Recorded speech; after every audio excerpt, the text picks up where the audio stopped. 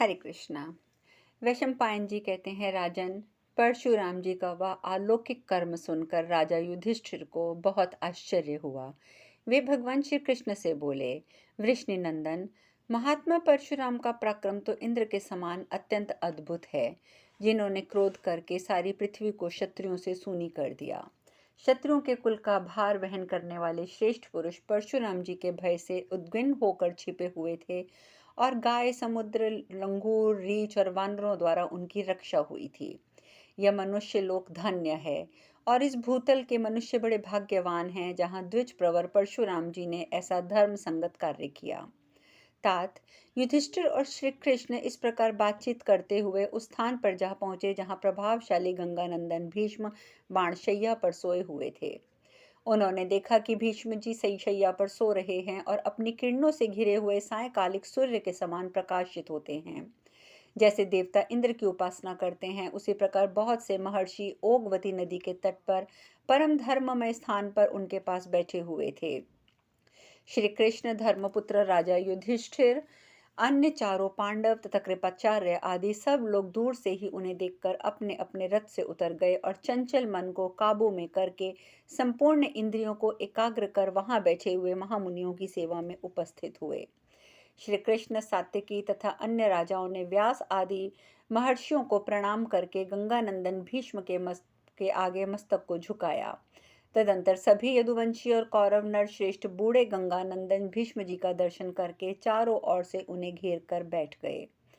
इसके बाद भगवान श्री कृष्ण ने मन ही मन कुछ दुखी होकर बुझती हुई आग के समान दिखाई देने वाले गंगानंदन भीष्म जी को सुनाकर इस प्रकार कहा। वक्ताओं में श्रेष्ठ भीष्म जी, क्या आपकी सारी ज्ञान इंद्रियों पहले की भांति प्रसन्न हैं? आपकी बुद्धि व्याकुल तो नहीं है? आपके बाणों को की चोट सहने का जो कष्ट आपको भी उठाना पड़ा, उससे आपके शरीर में विशेष पीड़ा तो नहीं हो रही? प्रभो, आपने निरंतर धर्म में तत्पर रहते हुए अपनी इच्छा से मृत्यु को अपने अधीन कर लिया है। अब आपकी इच्छा हो तभी मृत्यु आ सकती है अथवा नहीं। ये आपके पिता का वरदान का ही प्रभाव है, मेरा नहीं है।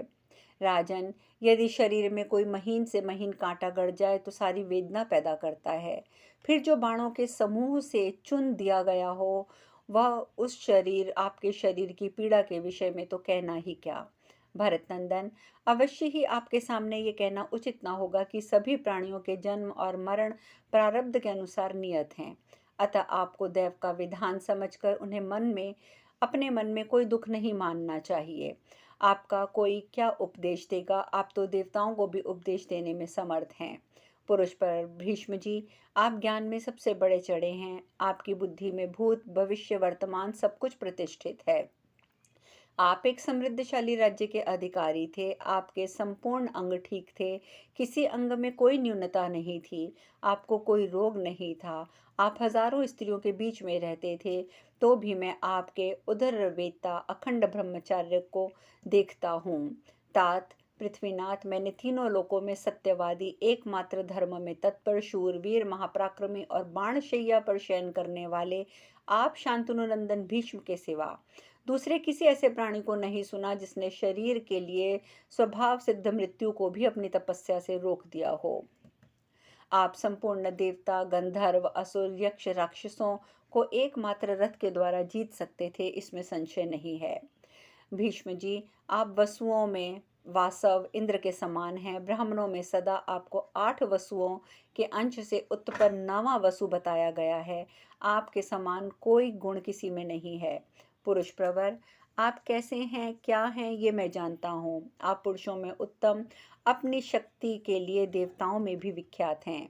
नरेंद्र, मनुष्यों में आपके समान गुणों से युक्त पुरुष इस पृथ्वी पर ना तो कभी देखा गया है, न सुना गया है। राजन, आप अपने संपूर्ण गुणों के द्वारा देवताओं को भी से भी बढ़कर हैं और तपस्या के द्वारा चराचर लोगों की भी सृष्टि कर सकते हैं। फिर अपने लिए उत्तम गुण संपन्न लोगों की सृष्टि करना आपके लिए कौन सी बड़ी बात है? अतः भीष्म, आपसे ये निवेदन है कि ये ज्येष्ठ पांडव अपने कुटुंबी जनों के वध से बहुत संतप्त हो रहे हैं। आप इनका शोक दूर करें। भरत, शास्त्रों के चारों वर्णों और आश्रमों के लिए जो जो धर्म बताए गए हैं वे सब आपको विदित हैं। गंगानंदन, योग और सांख्य में जो सनातन धर्म नियत है और चारों वर्णों के लिए जो अविरोधी धर्म बताया गया है, जिसका सभी लोग सेवन भी करते हैं, वह आप सबको व्याख्या सहित ज्ञात है। विलोम कम से उत्पन्न हुए वर्ण संकरों का जो धर्म है उससे भी आप अपरिचित नहीं हैं। देश जाति आदि के क्या लक्षण है उसे भी आप जानते हैं। इतिहास पुराणों के अर्थ आपको संपूर्ण रूप से ज्ञात हैं। संसार में कोई संदेहग्रस्त विषय है, उनका समाधान करने वाला आपके सिवा कोई दूसरा नहीं है। पांडुनंदन युधिष्ठिर के हृदय में जो शोक उमड़ आया है उसे आप अपनी बुद्धि के द्वारा दूर कीजिए। आप जैसे उत्तम बुद्धि के विस्तार वाले पुरुष ही मोहग्रस्त मनुष्य को शोक संताप को दूर करके शांति दे सकते हैं। इस प्रकार श्री महाशांति पर्व के अंतर्गत राज्य धर्म अनुशासन पर्व में श्री कृष्ण वाक्य विषयक 50वां अध्याय पूर्ण हुआ। वैशंपायन जी कहते हैं, राजन, परम बुद्धिमान वसुदेव भगवान श्री कृष्ण का वचन सुनकर भीष्म जी ने अपना मुंह कुछ ऊपर उठाया और हाथ जोड़कर कहा, संपूर्ण लोकों की उत्पत्ति और प्रलय के अधिष्ठान भगवान श्री कृष्ण, मैं आपको नमस्कार करता हूँ। ऋषिकेश, आप ही इस जगत की सृष्टि और संहार करने वाले हैं, आपकी कभी पराजय नहीं होती है। इस विश्व की रचना करने वाले परमेश्वर, आपको नमस्कार है। विश्व के आत्मा और विश्व की उत्पत्ति के स्थान पूज जगदीश्वर, आपको नमस्कार है। आप पांचों भूतों से परे और संपूर्ण प्राणियों के लिए मुख्य स्वरूप हैं। तीनों लोकों में व्याप्त हुए हैं, आपको नमस्कार है। तीनों गुणों से अतीत, आपको प्रणाम है। युगेश्वर, आपको नमस्कार है। आप ही सबके परम आधार हैं। पुरुष प्रवर, आप मेरे संबंध में आपने आज जो बातें कही हैं उससे मैं तीनों लोकों में व्याप्त हुए आपके दिव्य भावों का साक्षात्कार कर रहा हूँ। हे गोविंद, आपका जो सनातन रूप है मैं उसे देख रहा हूँ। आपने ही अत्यंत तेजस्वी वायु का रूप धारण करके ऊपर से सातों लोकों को व्याप्त कर रखा है। स्वर्गलोक में आपके मस्तक से और वसुंधरा देवी आपके पैरों से व्याप्त हैं। दिशाएं आपकी भुजाएं हैं। सूर्य अनेत्र है और शुक्राचार्य आपके वीर्य में प्रतिष्ठित हैं। आपका श्रीविज्ञ तीसी के फूल की भांति श्याम है। उस पर पीताम्बर शोभा दे रहा है। वह कभी आप अपनी महिमा से च्युत नहीं होते हैं। उसे देखकर हम अनुमान करते हैं कि बिजली सहित मेघ शोभा पा रहा है। मैं आपकी शरण में आया हुआ आपका भक्त हूँ और अभीष्ट गति को प्राप्त करना चाहता हूँ। हे कमल नयन, हे सुरश्रेष्ठ, मेरे लिए जो कल्याणकारी उपाय हो उसी का संकल्प कीजिए। यह सुनकर भगवान श्री कृष्ण बोले, राजन, पुरुष प्रवर, मुझ में आपकी पराभक्ति है, इसीलिए मैंने आपको अपने दिव्य रूप का दर्शन दिया है। भरत, जो मेरे भक्त नहीं है अथवा भक्त होने पर भी सरल स्वभाव का नहीं है, जिसके मन में शांति नहीं है, उसे मैं अपने स्वरूप का दर्शन नहीं कराता। आप मेरे भक्त तो हैं ही, आपका स्वभाव भी सरल है। आप इंद्रिय संयम, तपस्या, सत्य और दान में तत्पर रहने वाले तथा परम पवित्र हैं। भूपाल, आप अपने तपोबल से ही मेरा दर्शन करने योग्य हैं। आपके लिए वे दिव्य लोक प्रस्तुत हैं, जहाँ से फिर इस लोक में आना नहीं पड़ता। कुरुवीर भीष्म, अब आपके जीवन में कुल 56 दिन शेष रह गए हैं। तदंतर आप इस शरीर का त्याग करके अपने शुभ कर्मों के फलस्वरूप उत्तम लोकों में जाएंगे।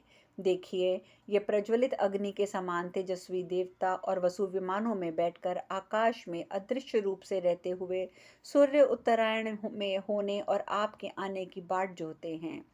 पुरुषों में प्रमुख वीर, जब सूर्य भगवान कालवश दक्षिणायन में लौटते हुए उत्तर दिशा के मार्ग पर लौटेंगे, उस समय आप उन्हीं लोकों में जाइएगा जहां जाकर ज्ञानी पुरुष फिर इस संसार में नहीं लौटते हैं।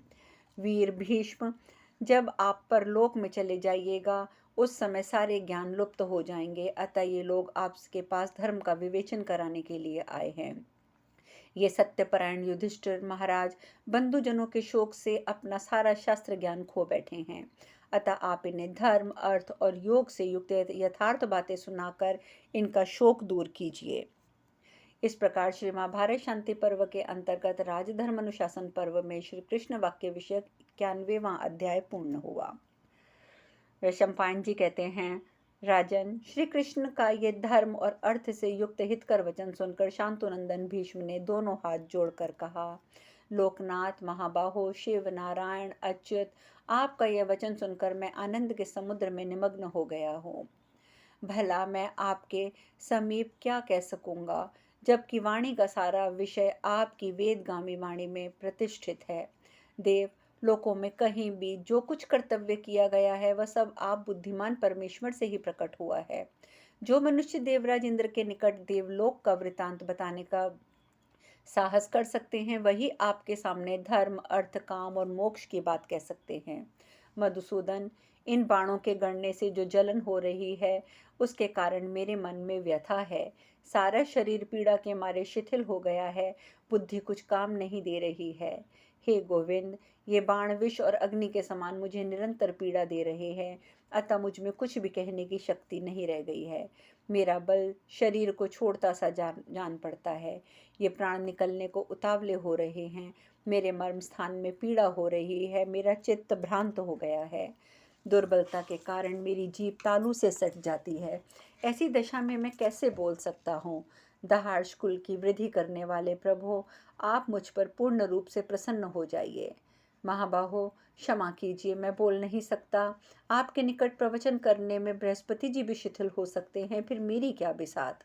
मधुसूदन, मुझे ना तो दिशाओं का ज्ञान है, ना आकाश, ना पृथ्वी का भान हो रहा है। केवल आपके प्रभाव से जी रहा हूँ। इसीलिए आप स्वयं ही जिसमें धर्मराज का हित हो वह बात शीघ्र बताइए, क्योंकि आप शास्त्रों के भी शास्त्र हैं। हे कृष्ण, आप जगत के कर्ता सनातन पुरुष हैं। आपके रहते हुए मेरा मन जैसे कोई भी मनुष्य कैसे उपदेश कर सकता है?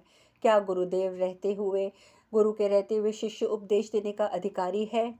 यह सुनकर भगवान श्री कृष्ण बोले, भीष्म जी, आप गुरुकुल का भार वहन करने वाले महापराक्रमी, परम धैर्यवान, स्थिर तथा स्वार्थदर्शी हैं। आपका यह कथन सर्वथा युक्ति संगत है। गंगानंदन, भीष्म प्रभो, बाणों के आघात से होने वाली पीड़ा के विषय में जो आपने कहा है उसके लिए आप मेरी प्रसन्नता से दिए हुए इस वर को ग्रहण करें। गंगा कुमार, अब आपको ग्लानि ना हो, ना मूर्छा होगी, ना दाह होगा, ना रोग, ना भूख, ना प्यास, कभी कष्ट नहीं होगा। अनग आपके अंतःकरण में संपूर्ण ज्ञान प्रकाशित हो उठेंगे।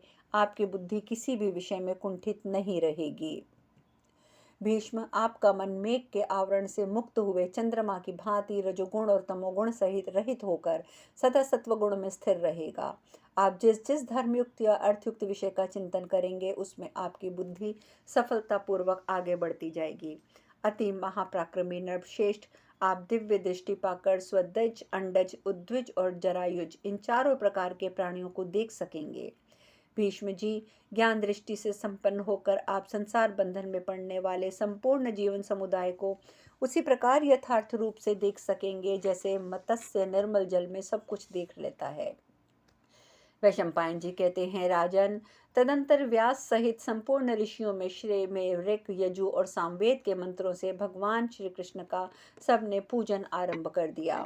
तत्पश्चात जहाँ गंगापुत्र भीष्म और पांडुपुत्र युधिष्ठिर के साथ वृष्णिवंश के भगवान श्री कृष्ण विराजमान थे, वहाँ आकाश से सभी ऋतुओं ने खिलने वाले दिव्य पुष्पों की वर्षा की। सब प्रकार के बाजे बजने लगे, अप्सराओं के समुदाय गीत गाए जाने लगे। जहाँ कुछ भी दिखाई नहीं दिया जाता था वो जो अहितकर और अनिष्टकारक हो ऐसा कुछ नहीं रह गया था। शीतल, सुखद, मंद, पवित्र तथा सर्वथा सुगंध युक्त वायु चल रही थी। संपूर्ण दिशाएं शांत थी। उनमें रहने वाले पशु एवं पक्षी शांत भाव से मनोहर वचन बोल रहे थे। उसी समय दो घड़ी में भगवान सहस्त्र किरण माली दिवाकर पश्चिम दिशा में एकांत प्रदेश में वहां के वन प्रांत को में दग्ध करते हुए से दिखाई दिए।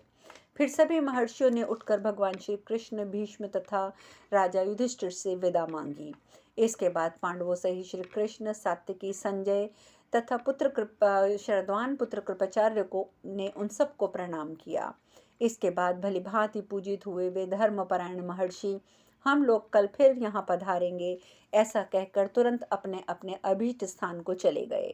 इस प्रकार श्री कृष्ण और पांडव भी गंगानंदन भीष्म जी से जाने की आज्ञा लेकर उनकी परिक्रमा करके मंगलमय रथों पर जा बैठे। स्वर्ण निर्मित विचित्र कुबेरों से रथों, पर्वतों, मतवाले हाथियों, गरुड़ के समान तीव्र गति से चलने वाले घोड़ों तथा हाथ में धनुष बाण लिए हुए पैदल सैनिकों से युक्त व विशाल सेना रथों के आगे और पीछे बहुत दूर तक फैलकर शोभा पाने लगी, जैसे ऋषिकुवान पर्वत के पास पहुंचकर पूर्व और पश्चिम दिशा में भी प्रवाहित होने वाली महानदी नर्मदा सुशोभित होती है। इसके बाद पूर्व दिशा में के आकाश में भगवान चंद्रदेव का उदय हुआ, और जो उस सेना का हर्ष बढ़ा रहे थे। सूर्य ने जिन जिन बड़ी बड़ी औषधियों का रस पी लिया था, उन सबको अपनी सुधावर्षी किरणों के द्वारा पुनः उनके स्वाभाविक गुणों से संपन्न कर रहे थे। तदंतर वे यदुकुल के श्रेष्ठ वीर और पांडव सुरपुर के समान शोभा पाने वाले हस्तिनापुर में प्रवेश करके यथा योग्य श्रेष्ठ महलों के भीतर चले गए। ठीक उसी प्रकार जैसे थके मांदे सिंह विश्राम के लिए पर्वत की कंदराओं में प्रवेश करते हैं। इस प्रकार श्री महाभारत शांति पर्व के अंतर्गत राजधर्म अनुशासन पर्व में युधिष्ठिर आदि का आगमन विषयक 52वां अध्याय पूर्ण हुआ। वैशंपायन जी कहते हैं, जन्मेजय तदंतर मधुसूदन भगवान कृष्ण एक सुंदर शैया पर आश्रय लेकर सो गए। जब आधा पहर बीतने को बाकी रह गई थी, तब वे जागकर उठ भी बैठे। तत्पश्चात ध्यान मार्ग में स्थित होकर माधव संपूर्ण ज्ञानों को प्रत्यक्ष करके अपने सनातन ब्रह्म स्वरूप का चिंतन करने लगे। उसी समय स्तुति और पुराणों के ज्ञाता मधुर कंठ वाले सुशिक्षित सूत माधव वंदीजन विश्व निर्माता प्रजापालक उन भगवान वसुदेव की स्तुति करने लगे। हाथ में वीणा बजाने वाले पुरुष स्तुति पाठ करने लगे, गायक गीत गाने लगे, सहस्त्रों मनुष्य शंख एवं मृदंग बजाने लगे। वीणा पणम मुरली का अत्यंत मनोरम स्वर इस प्रकार सुनाई देने लगा, मानो उस महल का अट्ठा सब और फैल रहा हो। तत्पश्चात राजा युधिष्ठिर के मन में भवन में भी मधुर मंगलमय वाणी और गीत वाद्य की ध्वनियां प्रकट होने लगी। तत्पश्चात अपनी मर्यादा से कभी च्युत न होने वाले महाबाहो भगवान श्री कृष्ण ने शैया से उठकर स्नान किया, फिर गूढ़ गायत्री मंत्र का जाप करके हाथ जोड़े हुए अग्नि के समीप जा बैठे। वहां अग्निहोत्र करने के अनंतर भगवान माधव ने चारों वेदों के विद्वान 1000 ब्राह्मणों को बुलाकर प्रत्येक को 1000 गौवें दान दी, उनमें वेद मंत्रों का पाठ और स्वस्ति वाचन कराया। इसके बाद मांगलिक वस्तुओं का स्पर्श करके भगवान ने स्वच्छ दर्पण से अपने स्वरूप का दर्शन किया और सात्विकी से कहा, श्री नंदन जाओ, राजमहल में जाकर पता लगाओ कि राजा युधिष्ठिर भीष्म जी के दर्शनार्थ चलने के लिए तैयार हो गए हैं क्या। श्री कृष्ण की आज्ञा पाकर सात्विकी तुरंत वहां से चल दिए और राजा युधिष्ठिर के पास जाकर बोले, राजन, परम बुद्धिमान भगवान वसुदेव का श्रेष्ठ रथ जुत कर तैयार हो गया है। श्री जनार्दन शीघ्र ही गंगानंदन भीष्म के समीप जाने वाले हैं। महातेजस्वी धर्मराज, भगवान श्री कृष्ण आपकी प्रतीक्षा कर रहे हैं। जब आप उचित समझें तो वह कार्य कर सकते हैं। सात्विकी के इस प्रकार कहने पर धर्मपुत्र युधिष्ठिर ने अर्जुन को आदेश दिया। युधिष्ठिर बोले, हे अर्जुन, मेरा श्रेष्ठ रथ जोतकर तैयार कराओ। आज सैनिकों को हमारे साथ नहीं जाना चाहिए, केवल हम लोगों को ही चलना चाहिए। धनंजय, धर्मात्माओं में श्रेष्ठ भीष्म जी को अधिक भीड़ बढ़ाकर कष्ट देना उचित नहीं है, अतः आगे चलने वाले सैनिकों को भी जाने के लिए मना कर देना चाहिए। कुंती नंदन, आज से गंगा कुमार भीष्म जी धर्म के अत्यंत गूढ़ रहस्य का उपदेश करेंगे, अतः मैं भिन्न भिन्न रुचि रखने वाले साधारण जन समाज को वहां जुटाना नहीं चाहता। वैशंपायन जी कहते हैं, जन्मेजय, युधिष्ठिर महाराज की आज्ञा शिरोधार्य करके कुंती कुमार नरश्रेष्ठ अर्जुन ने वैसा ही किया। फिर आके उन्हें सूचना दी कि महाराज रथ तैयार है। तदंतर राजा युधिष्ठिर, भीमसेन, अर्जुन, नकुल, सहदेव सब एक रथ पर आरूढ़ होकर श्री कृष्ण के निवास स्थान पर गए, मानो समस्त महाभूत मूर्तिमान होकर पधारे हों। महात्मा पांडवों के पदार्पण करने पर सात्विकी सहित भगवान कृष्ण भी एक रथ पर आरूढ़ हो गए। रथ पर बैठे बैठे ही उन सब में बातचीत की और एक दूसरे से रात्रि के सुखपूर्वक व्यतीत होने का कुशल समाचार पूछा। फिर वे नर श्रेष्ठ मेघ गर्जना के समान गंभीर घोष करने वाले श्रेष्ठ रथों से वहां चल पड़े। अब शेष कथा कल। हरे कृष्णा।